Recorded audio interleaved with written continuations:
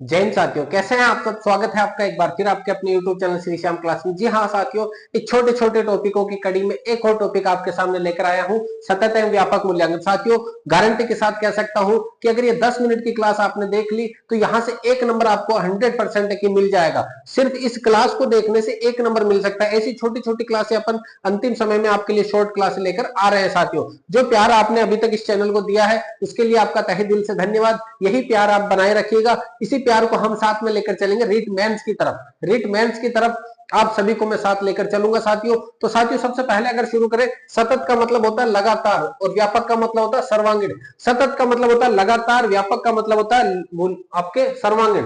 मूल्यांकन का मतलब तो आप जानते ही है कि चारों ओर का जो अपन जांच परख करते हैं उसको मूल्यांकन कहते हैं। जब आप स्कूल में एडमिशन लिए उस दिन से लेकर के स्कूल से बाहर निकलते हो तब तक, यानी सतत, लगातार, व्यापक यानी सर्वांगीण, चाहे वो शैक्षिक क्षेत्र से जुड़ा हो मुद्दा हो, चाहे वो अशैक्षिक क्षेत्र से जुड़ा हो, यानी विद्यालय से जुड़ा मुद्दा हो, चाहे विद्यालय से बाहर के जुड़ा हुआ मुद्दा हो, उस सभी के बारे में आपके जो मूल्यांकन किया जाता है लगातार और सर्वांगीण, उसी को कहा जाता है सतत एवं व्यापक मूल्यांकन। साथियों, सतत का मतलब होता है लगातार एवं व्यापक का मतलब होता है सर्वांगीण मूल्यांकन। अपन को पहले तो वो चीज समझने की होता क्या है। सतत, आप विद्यालय में एंट्री लेते हो तो पहले दिन से लेकर के लास्ट दिन तक जो आपका मूल्यांकन होता है उसी को कहा जाता है सतत, यानी लगातार, पहले दिन से लास्ट दिन तक लगातार। और व्यापक मतलब सर्वांगीण विकास आपका जो होता है, सर्वांगीण जो आपका मूल्यांकन होगा उसी को कहते हैं सतत एवं व्यापक मूल्यांकन, सीसीई। क्या कहा जाता है साथियों? सीसीई।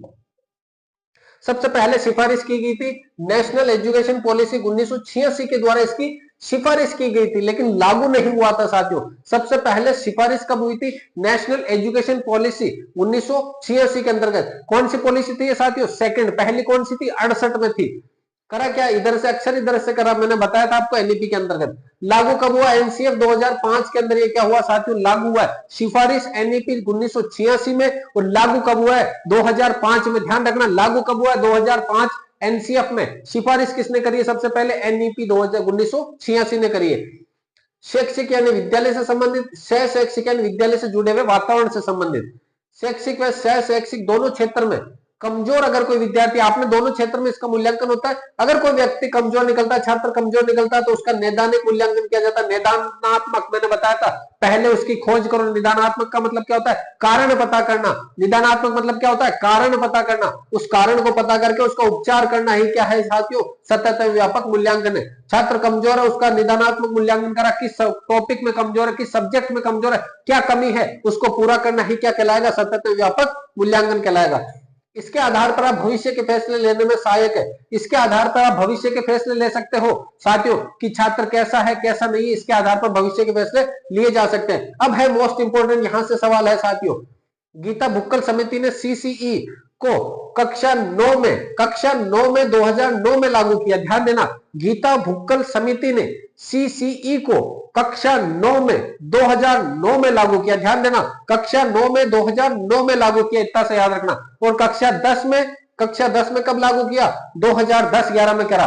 गीता भुक्कल समिति ने यह करा कि यार बच्चों को दिक्कत होगी आगे जाकर के, कि अगर एक ही साल लागू कर दिया तो आगे जाकर के दिक्कत हो जाएगी, कब याद करें। तो उन्होंने कहा यार कक्षा 9 में लागू करो, 2009 चल रहे, 9 में 9 को कर दो, 9 में क्या कर दो? 9 को कर दो, और 10 में 10 को कर दो। अब तो बच्चे खुश है, आराम से याद हो जाएगा। आपको भी याद हो गया होगा, 9 में 9 में, 10 में 10 में। लेकिन सीबीएसई वालों ने उसमें आपत्ति जताई। सीबीएसई वालों ने कहा सर इतना सरल सवाल अगर बन जाएगा तो फिर हमने कौन पूछेगा। तो सीबीएसई वालों ने यह करा कि 2010-11 में दोनों क्लासों में लागू कर दिया। सीबीएसई ने 2010-11 में कहा कि अगर 9 में 9 कर देंगे तो दिक्कत होगी। सीबीएसई वालों ने क्या करा? दोनों एक साथ लागू कर दिए, दोनों को एक ही साल में। कौन से वर्ष में? 2010-11 में लागू कर दिया साथियों। अब है राजस्थान में सीसीई 3 चरणों में हुआ साथियों। पहला चरण, दूसरा और तीसरा। पहला चरण में सिर्फ अलवर और जयपुर में लागू हुआ, सिर्फ और सिर्फ अलवर और जयपुर में लागू हुआ। कितने स्कूलों में? सिर्फ 60 स्कूलों में लागू हुआ 2010-11 में। जब 2010-11 में कक्षा 10th में लागू हुआ तो राजस्थान में भी उसी समय लागू हुआ। 2010-11 में पहली बार राजस्थान में लागू हुआ सीसीई। कौन से जिले में? अलवर व जयपुर जिले में। कितने विद्यालयों में? 60 विद्यालयों में। कौन से प्रोजेक्ट के तहत हुआ साथियों? पायलट प्रोजेक्ट के तहत। अब आपको पता होगा कि सीसीई में क्या होता है, पूरा का पूरा भविष्य वगैरह चेक किया जाता है, कमजोर छात्रों को पता। तो पायलट क्या करता है? उन छात्रों को ले जाने का काम करेगा आगे की तरफ। तो सीसीई क्या करता है? आगे की तरफ ले जाने का काम करेगा। कौन करेगा? पायलट प्रोजेक्ट करेगा। तो पायलट प्रोजेक्ट के तौर पे इसे जाना गया 2010-11 में पहला चरण। सेकंड जो चरण हुआ उसमें 178 ब्लॉक्स में 3059 स्कूलों में ये लागू हुआ, प्राथमिक स्कूलों में, लहर स्कूलों के अंदर 2012-13 में। पहला चरण 10-11 में, अगला चरण 2 साल बाद, सेकंड चरण है तो 2 साल बाद आया 2012-13 में।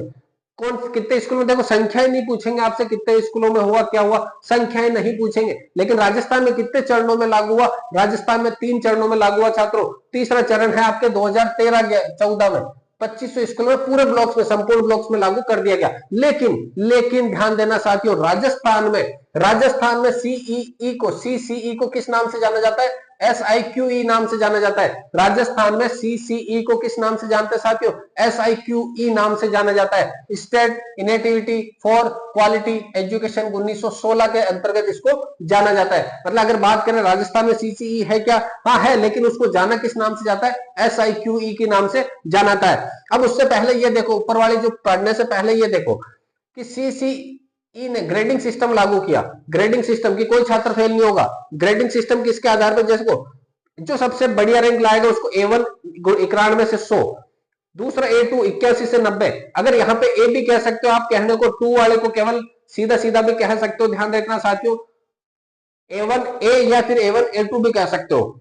A1 A2 कितना हो गया, 2 हो गए, B1 B2 C1 C2, ये 4 हो गए। ये कंटिन्यू 60 तक है, 41 से 100 तक A1 A2 B1 B2 C1 C2, ये तो पता चल गया होगा साथियों, 60 तक है कंटिन्यू। उसके बाद सबसे इंपॉर्टेंट याद रखना, अगर किसी के नंबर आते हैं 33 से 40 तो उसको डी ग्रेड दी जाएगी। 33 से 40 पे कौन सी ग्रेड दी जाएगी, डी ग्रेड दी जाएगी साथियों।